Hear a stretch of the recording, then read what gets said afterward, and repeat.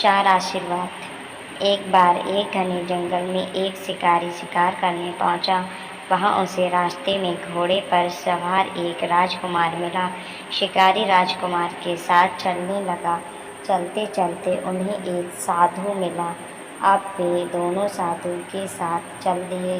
वे चारों जंगल में साथ साथ जा रहे थे। तभी उन्हें एक कुटिया दिखाई दी। वे चारों चलते चलते थक गए थे, सो विश्राम करने के लिए वे कुटिया में रुके। कुटिया में एक बाबा जी बैठे थे।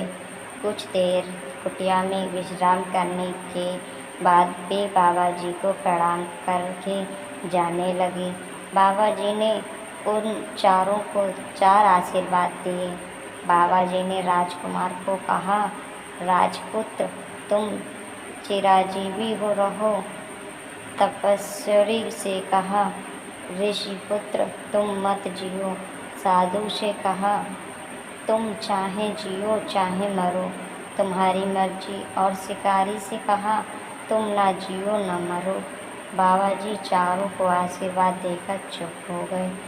चारों आदमियों को बाबा जी का आशीर्वाद समझ नहीं आया। उन्होंने बाबा जी से प्रार्थना की कि कृपया अपने आशीर्वाद का तात्पर्य समझाएं। बाबा जी बोले, राजा को नरकों में जाना पड़ता है। मनुष्य पहले तप करता है, फिर तप के प्रभाव से राजा बनता है और फिर मरकर नरक में जाता है। इसीलिए मैंने राजकुमार को जीते रहने के आशीर्वाद दिया। जीता रहेगा तो सुख पाएगा।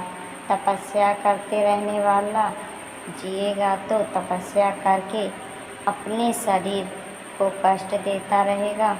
वह मरेगा तो तपस्या के प्रभाव से स्वर्ग में जाएगा अथवा राजा बनेगा। इसीलिए उसको मर जाने का आशीर्वाद दिया, जिससे कि वह सुख पाए। साधु जीता रहेगा तो भजन स्मरण करेगा, दूसरों का उपकार करेगा और मर जाएगा तो भगवान के धाम में जाएगा। वह जीता रहे तो भी आनंद है और मर जाए तो भी आनंद है। इसीलिए मैंने उसे आशीर्वाद दिया कि तुम जियो चाहे मरो, तुम्हारी मर्जी।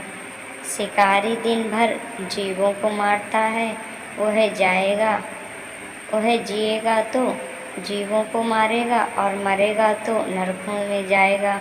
इसीलिए मैंने कहा, तुम जियो ना मरो। इसलिए मनुष्य को अपना जीवन ऐसा बनाना चाहिए कि वह जहाँ रहे वहाँ सुख पाए।